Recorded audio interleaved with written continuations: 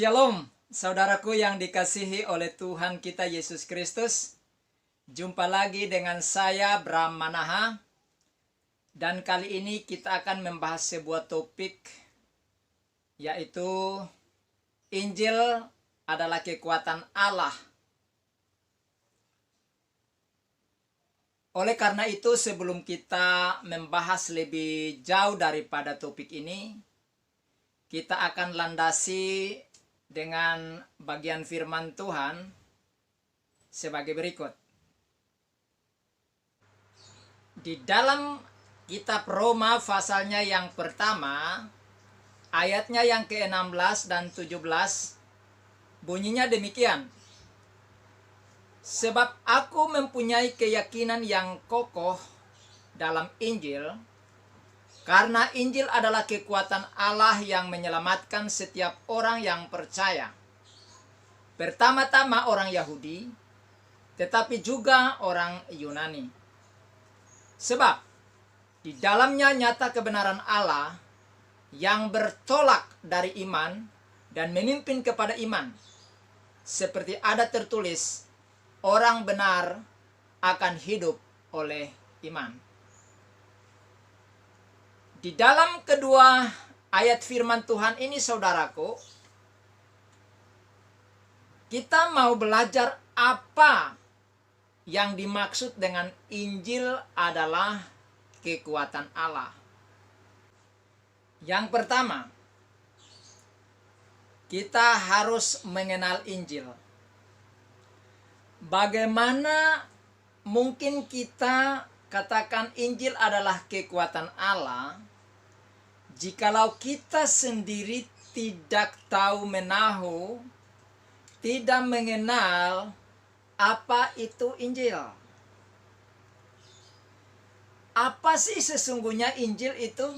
Ini yang perlu kita ketahui terlebih dahulu.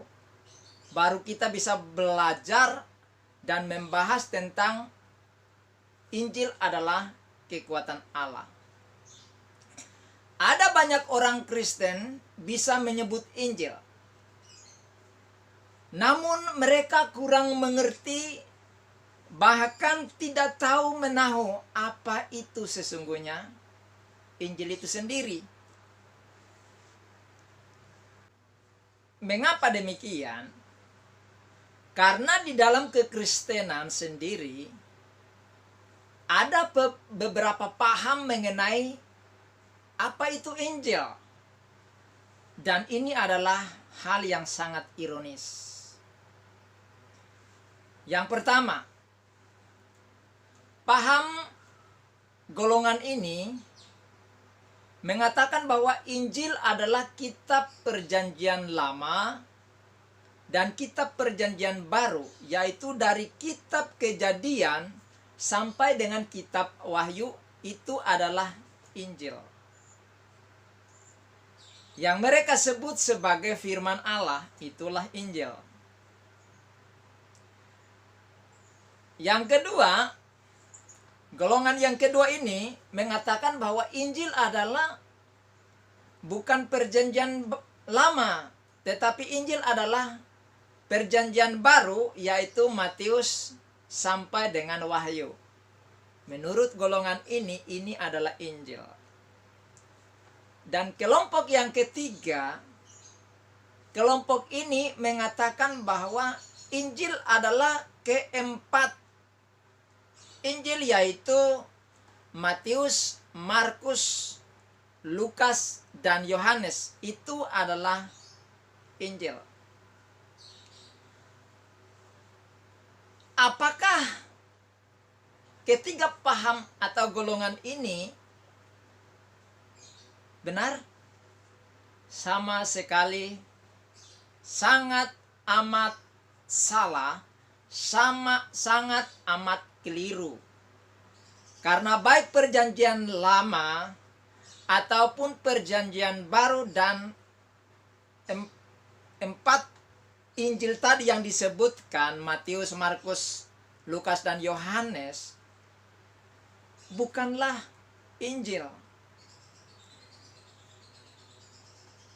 Karena perjanjian baru Perjanjian Lama sampai dengan Perjanjian Baru, Kejadian sampai Wahyu, itu adalah Alkitab, bukan Injil. Kemudian Perjanjian Baru itu juga bagian dari Alkitab, tetapi Perjanjian yang baru juga itu bukan Injil. Begitu juga Matius, Markus, Lukas, dan Yohanes juga bukan Injil. Tetapi 4 ini adalah kitab Injil, bukan Injil. Nah, ini yang tidak dipahami oleh banyak orang Kristen. Bahkan sangat ironisnya adalah orang yang sekolah teologi, yang menamakan dirinya pendeta dan hamba Tuhan sendiri tidak tahu, sehingga tidak mengajarkan hal ini kepada umat. Mari kita lihat apa kata Injil di dalam Roma pasal 1 ayat 16 tadi. Injil adalah kekuatan Allah. Kata Injil di dalam Roma pasalnya yang pertama ayatnya yang ke-16 tadi menggunakan kata Yunani euangelion. Euangelion diterjemahkan oleh Lembaga Alkitab Indonesia adalah Injil. Apa itu Injil atau euangelion itu? Euangelion artinya adalah kabar baik atau kabar gembira atau kabar sukacita atau kabar kebahagiaan. Itu adalah euangelion. Di dalam Lukas pasalnya yang kedua ayat 10 dan 11 tertulis demikian. Lalu kata malaikat itu kepada mereka, jangan takut, sebab sesungguhnya aku memberitakan kepadamu kesukaan besar untuk seluruh bangsa. Hari ini telah lahir bagimu juru selamat, yaitu Kristus Tuhan di kota Daud. Saudaraku yang dikasihi oleh Tuhan Yesus Kristus, lalu pertanyaannya bagi kita adalah, apa yang dimaksud dengan Injil yang sesungguhnya? Euangelion yang sesungguhnya. Kabar baik yang sesungguhnya. Ini yang perlu kita bahas saat ini. Kembali kita baca di dalam Roma pasal 1 ayat 1 sampai dengan ayat yang ke-5. Sebelum kita sampai kepada ayat yang ke-16 dan 17 tadi. Di sana dikatakan demikian. Dari Paulus, hamba Kristus Yesus yang dipanggil menjadi rasul dan dikuduskan untuk memberitakan Injil Allah. Injil itu telah dijanjikannya sebelumnya dengan perantaraan nabi-nabinya dalam kitab-kitab suci tentang anaknya yang menurut daging diperanakan dari keturunan Daud, dan menurut roh kekudusan dinyatakan oleh kebangkitannya dari antara orang mati, bahwa ia adalah anak Allah yang berkuasa, Yesus Kristus Tuhan kita. Dengan perantaraannya kami menerima kasih karunia dan jabatan rasul untuk menuntun semua bangsa supaya mereka percaya dan taat kepada namanya. Dari kelima ayat tadi kita menemukan apa yang dikatakan oleh Rasul Paulus tentang Injil. Jadi Injil atau Euangelion adalah Yesus Kristus itu sendiri yang telah dinubuatkan oleh nabi-nabi sebelumnya, yang mana dia datang dari keturunan Raja Daud. Ini yang dimaksud dengan Injil yang sesungguhnya atau Euangelion. Kita baca di dalam Roma pasalnya yang ke-10 ayat 9. Dikatakan, sebab jika kamu mengaku dengan mulutmu bahwa Yesus adalah Tuhan dan percaya dalam hatimu bahwa Allah telah membangkitkan dia dari antara orang mati, maka kamu akan diselamatkan. Saudara, ketika kita membaca ayat ini atau mendengarkan ayat ini, seolah begitu gampangnya orang diselamatkan. Karena hanya dengan mengaku dengan mulut dan percaya dalam hati, selamat gitu. Padahal konteks ayat ini tidak semudah atau sesimpel itu. Karena pada masa itu, Kaisar Romawi atau Kaisar Nero itu mengklaim dirinya sebagai Tuhan. Jadi kalau ada orang yang mengaku Tuhan yang lain selain Kaisar, maka konsekuensinya adalah dipenggal, dibunuh, disalibkan, dibakar, atau diadu dengan binatang buas yang sengaja dibiarkan tidak makan berhari-hari, kemudian diadu dengan mereka. Dan orang-orang yang ada di Roma ketika mendengarkan Injil, mereka dengan berani menyatakan diri sebagai pengikut Yesus dengan mengaku Yesus adalah Tuhan. Saudara, sehingga kekristenan di Roma itu mulai berkembang dengan datangnya Rasul Paulus, Rasul Yohanes dan Petrus menggemparkan kota Roma. Sehingga banyak orang berani untuk menyatakan diri sebagai pengikut Kristus, percaya kepada Yesus Kristus. Nah, pada waktu itu Kaisar Nero ini ingin untuk mengubah kota Roma itu, sehingga rumah-rumah ataupun gedung-gedung pada waktu itu dan tata kota pada waktu itu ingin diubah.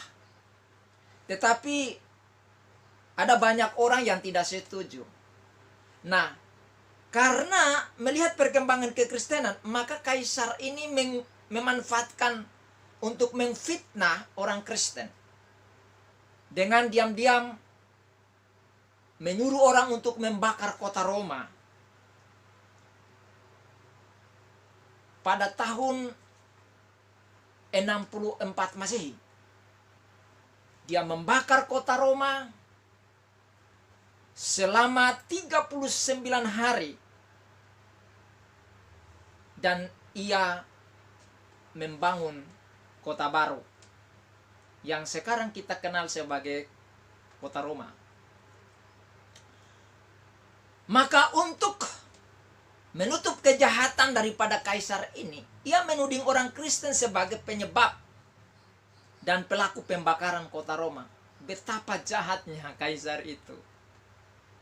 Jadi konteksnya tidak sesimpel yang tertulis. Begitu. Selanjutnya, siapakah Yesus Kristus itu? Mungkin selama ini kita hanya tahu dia sebagai Sang Juru Selamat,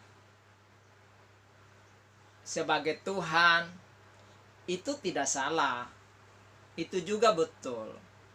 Tetapi apakah hanya sebatas itu saja? Tidak. Dia adalah kekuatan Allah. Jadi Yesus Kristus adalah kekuatan Allah. Mari kita baca Yohanes pasalnya yang pertama ayat 1 sampai dengan ayatnya yang ketiga. Bunyinya demikian. Pada mulanya adalah firman. Firman itu bersama-sama dengan Allah. Dan firman itu adalah Allah. Ia pada mulanya bersama-sama dengan Allah. Segala sesuatu dijadikan oleh Dia.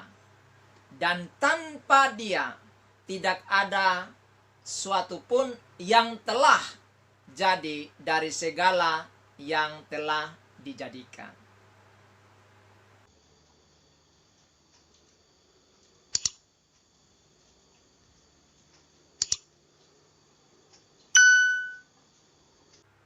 Kemudian kita lompat dari Yohanes pasal 1 ayatnya yang ke-14 di mana dikatakan, firman itu telah menjadi manusia dan diam di antara kita, dan kita telah melihat kemuliaannya, yaitu kemuliaan yang diberikan kepadanya sebagai anak tunggal Bapa, penuh kasih karunia dan kebenaran. Di dalam kelima ayat itu, khususnya ayatnya yang pertama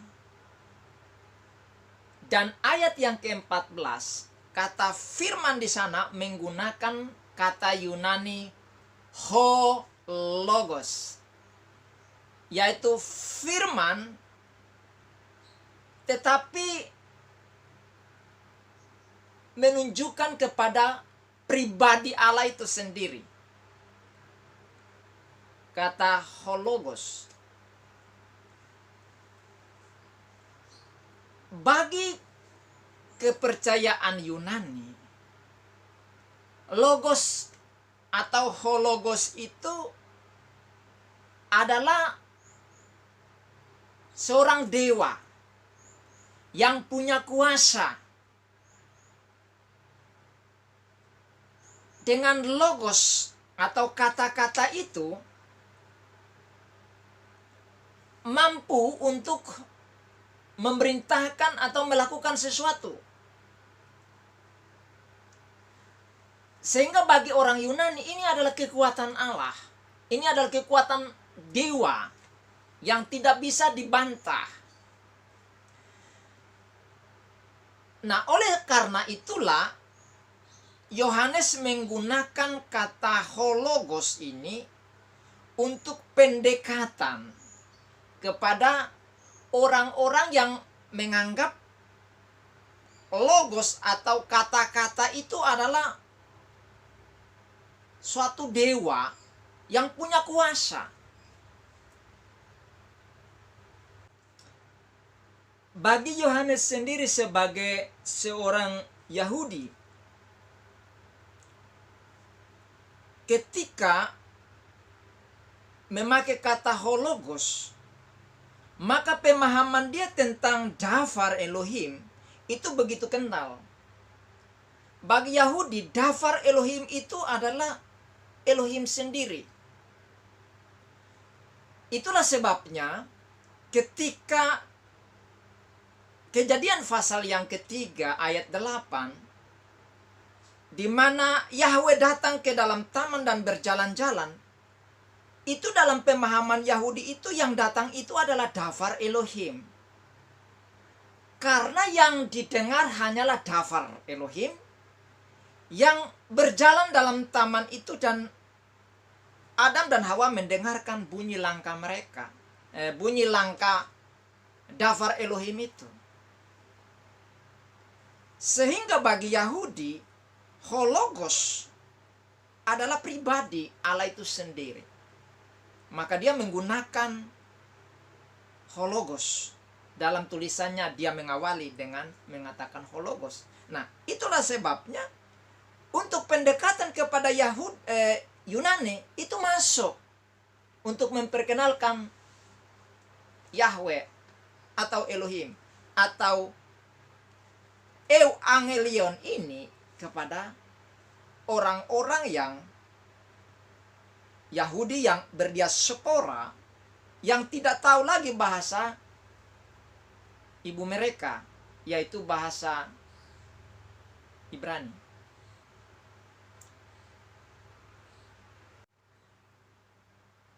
Jadi kita melihat di sini bahwa Evangelion, Injil, adalah Yesus Kristus yang punya powerful. Itulah sebabnya dalam tulisan Yohanes, yaitu Yohanes pasal 15 ayat yang kelima bagian B, Yesus Kristus katakan, sebab di luar aku kamu tidak dapat berbuat apa-apa. Jadi di luar Yesus Kristus kita tidak punya kekuatan, kita tidak punya power. Karena hanya di dalam Yesus kita mendapatkan kekuatan atau power untuk melakukan banyak hal. Kenapa? Karena Yesus Kristus, Sang Injil, adalah kekuatan Allah itu sendiri.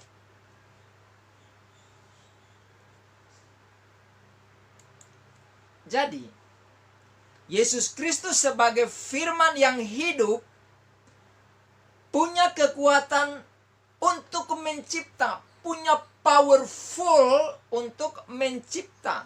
Karena itu merupakan kekuatan Allah yang tak terhingga untuk mengadakan segala sesuatu yang ada di jagat raya ini. Tanpa Evangelion itu, tanpa Sang Injil itu, tanpa Sang Logos itu, Allah tidak mencipta segala sesuatu.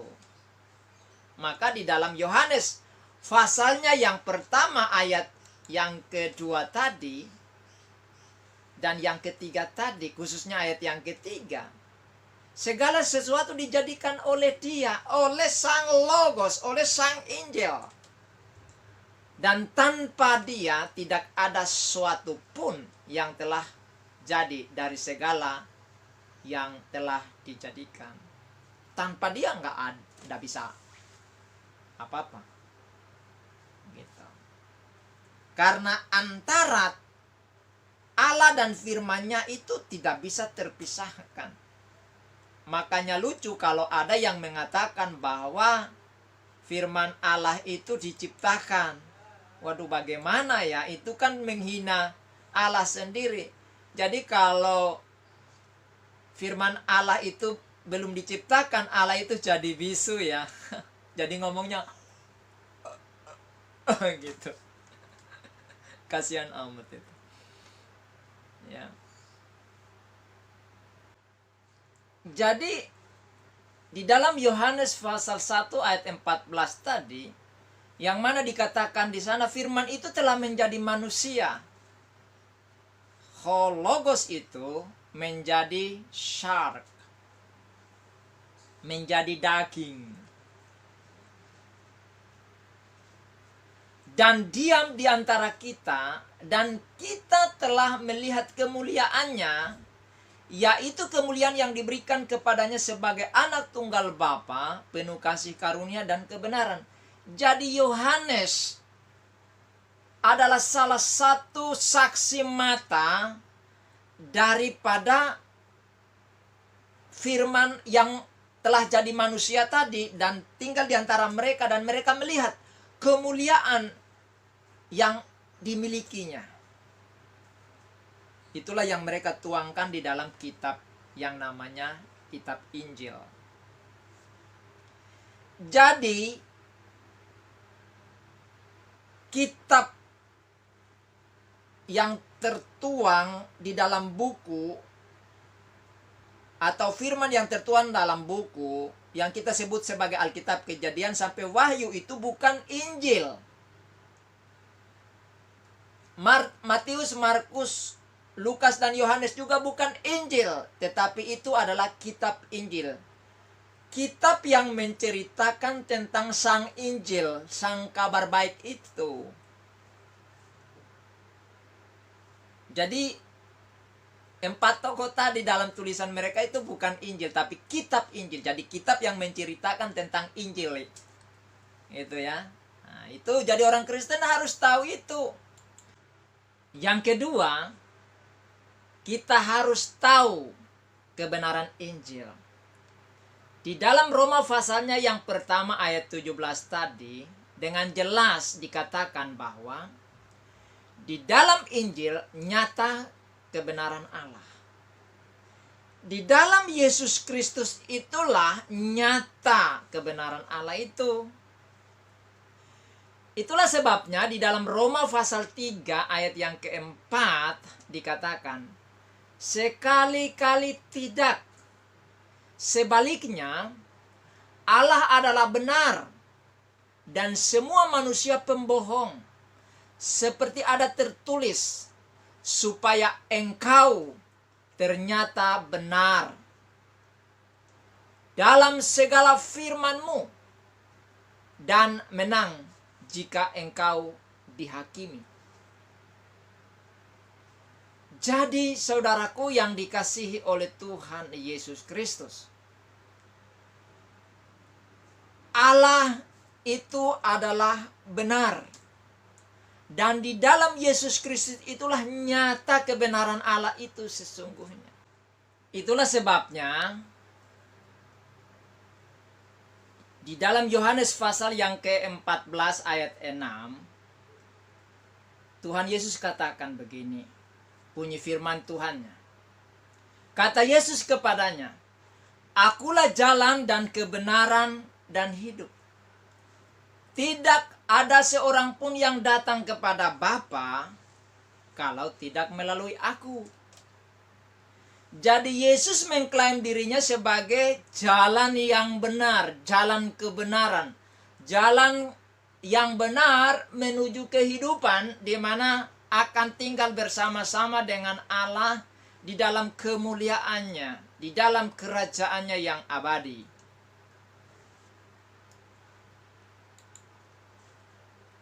Maka itu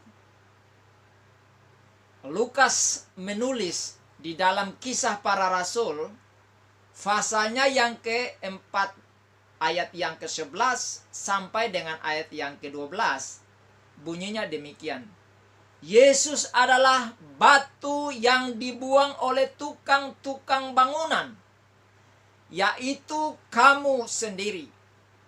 Namun ia telah menjadi batu penjuru, dan keselamatan tidak ada di dalam siapapun juga selain di dalam Dia. Sebab di bawah kolong langit ini tidak ada nama lain yang diberikan kepada manusia yang olehnya kita dapat diselamatkan. Ini luar biasa saudaraku yang dikasihi Tuhan. Jadi kebenaran Yesus Kristus inilah yang menjadi landasan menuntun orang kepada iman yang benar. Itulah sebabnya di dalam Roma pasal 10 ayat 17 dikatakan, jadi iman timbul dari pendengaran dan pendengaran oleh firman Kristus.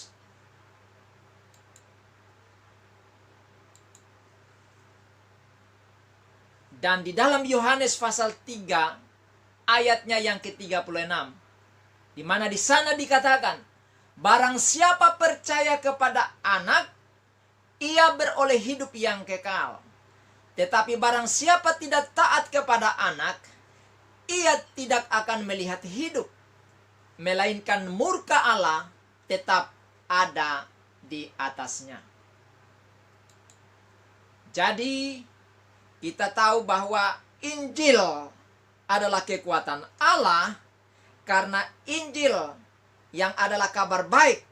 Kabar baik yang dimaksud, kabar gembira yang dimaksud, kabar kebahagiaan yang dimaksud, kabar sukacita yang dimaksud adalah Yesus Kristus sendiri yang adalah Allah datang kepada manusia guna menyelamatkan manusia yang berdosa.